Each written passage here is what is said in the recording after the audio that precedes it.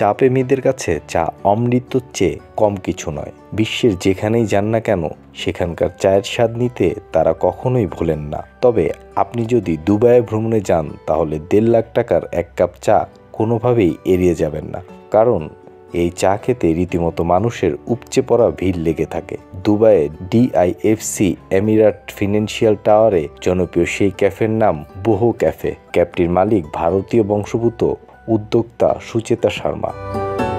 24 carat স্বর্ণ দিয়ে তৈরি হওয়ায় তিনি বিখ্যাত এই চায়ের নাম দিয়েছে গোল্ড কারক টি। তবে এই স্বর্ণ মোটেই কাপের ডেকোরেশনের জন্য নয়, চাইলে চায়ের সঙ্গে এই স্বর্ণ পেটে চলে যাবে আপনার। আর এই স্বর্ণ মাখা এক কাপ চায়ের দাম 5,000 দিরহাম, বাংলাদেশি মুদ্রায় যা প্রায় 1.5 লক্ষ টাকারও বেশি। তবে শুধু সোনার চা নয়, সোনার কফি, সোনার গুঁড়ো দিয়ে তৈরি ক্রোসো এই ক্যাফের অন্যতম আকর্ষণ। এই লাখ টাকার চা বা কফি পরিবেশন করা হয় রূপোর একটি কাপে।